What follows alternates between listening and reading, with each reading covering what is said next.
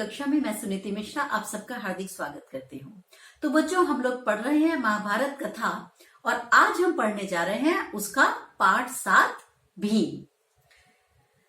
पांचों पांडव तथा धृतराष्ट्र के 100 पुत्र जो कि कौरव कहलाते थे, हस्तिनापुर में साथ साथ रहने लगे। पिछले बार में हम पढ़ चुके थे ना कि जो ये कुंती के साथ ये सारे मिलकर हस्तिनापुर आ चुके थे और हस्तिनापुर में भीष्म पितामह के पास रहने लगे।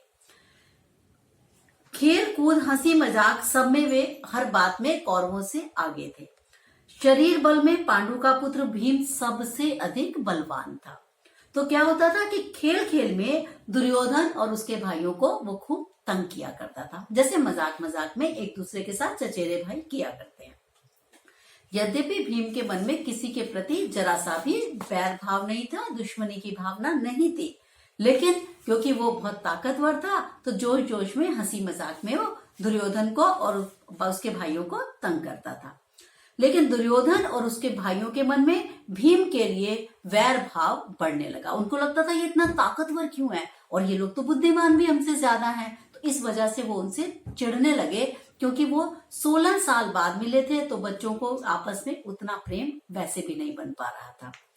इधर सभी बालक उचित समय आने पर कृपाचार्य से अस्त्र विद्या के साथ साथ अन्य विद्याएं भी सीखने लगे। विद्या सीखने में भी पांडव कौरवों से आगे ही निकले। इससे कौरव और खींचने लगे थे, चिढ़ने लगे थे। उनको लगता था ये हमसे ज्यादा प्रतिभाशाली क्यों है। दुर्योधन पांडवों को हर समय नीचा दिखाने की कोशिश में लगा रहता था और भीम से तो उसकी जरा सी भी नहीं पटती थी। एक बार कौरवों ने आपस में सलाह करके यह निश्चय कर लिया, वो भीम से इतना चिढ़ने लगे कि क्यों ना हम भीम को गंगा में डुबोकर मार डालें और उसके मरने पर युधिष्ठिर और अर्जुन आदि को भी हम कैद कर लेंगे और बंदी बना लेंगे। और ऐसा करने से क्या होगा, सारा राज्य पर दुर्योधन ने सोचा कि मेरा ही अधिकार हो जाएगा।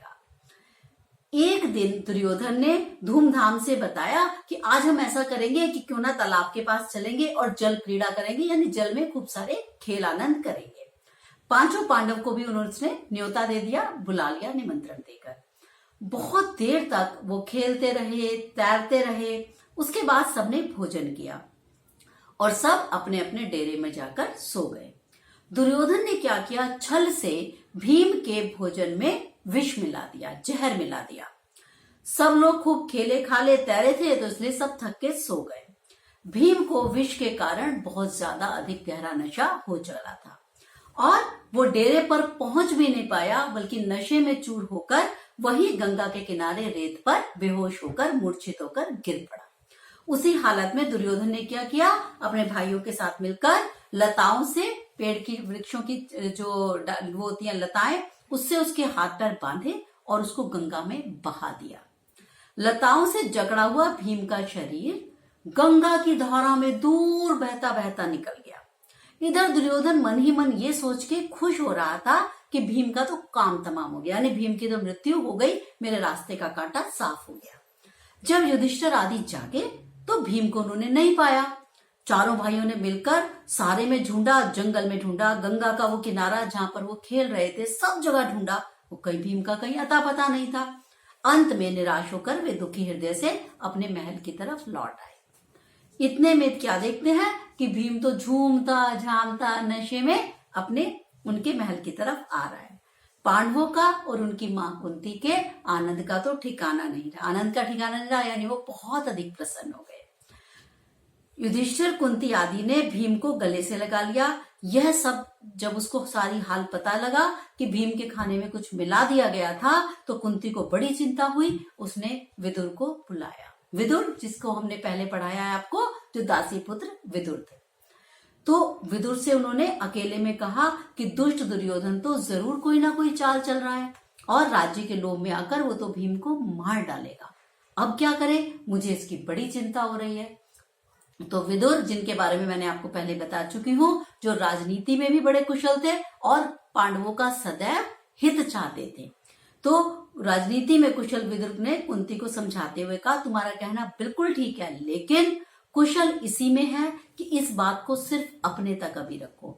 अगर तुमने प्रकट रूप से सबके सामने खोल दिया कि दुर्योधन की दुर्योधन ने ऐसा किया है तो क्या होगा, उसकी दुश्मनी और बढ़ जाएगी। तो वो क्या करेगा, किसी और तरीके से दुश्मनी को निकालने का प्रयास करेगा। तो उन्होंने कहा दुर्योधन की निंदा, दुर्योधन की बुराई बिल्कुल नहीं करनी, अभी समय के बाद देखेंगे, समय जब आएगा तब सोचेंगे। इस घटना से भीम बहुत उत्तेजित हो गया, बहुत क्रोधित हो गया। उसे समझाते हुए युधिष्ठिर ने कहा, देखो भाई भीम, अभी समय नहीं आया है, तुम्हें अपने आप को संभालना पड़ेगा, यानी तुम्हें बहुत धैर्य धारण करना पड़ेगा, हर समय अपनी ताकत का प्रदर्शन नहीं करना होगा और दुर्योधन और उसके भाइयों को चिढ़ाना भी छोड़ना पड़ेगा।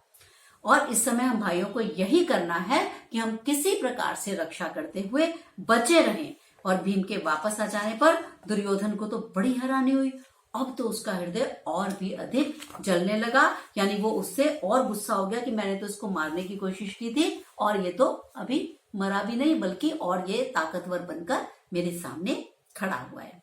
तो इसके थोड़े से शब्दार्थ में आपको बता दूं, वैर दुश्मनी, द्वेष भाव, बैर की भावना, विष जहर आप जानते हैं, काम तमाम करना, जान से मारना, उत्तेजित हो जाना, बड़े क्रोधित हो जाना। तो संक्षेप में जो प्रश्न आपसे पूछे जा सकते हैं, पांडव कितने भाई थे, उनके नाम लिखिए क्रम से। तो वो कौन है, युधिष्ठिर, भीम, अर्जुन, नकुल, सहदेव। ठीक है। धृतराष्ट्र के कितने पुत्र थे, धृतराष्ट्र के 100 पुत्र थे। वे क्या कहलाते थे, वे कौरव कहलाते थे। एक बार कौरवों ने आपस में मिलकर भीम के साथ क्या किया, उन्होंने आपस में विचार विमर्श करके भीम के भोजन में विष मिला दिया और भीम के हाथ पैर, जब वो मूर्छित हो गया तो भीम के हाथ पैर बांधकर उसे गंगा में बहा दिया। तो ये था बच्चों हमारी आज की कहानी, जो छठा पार्ट था भीम।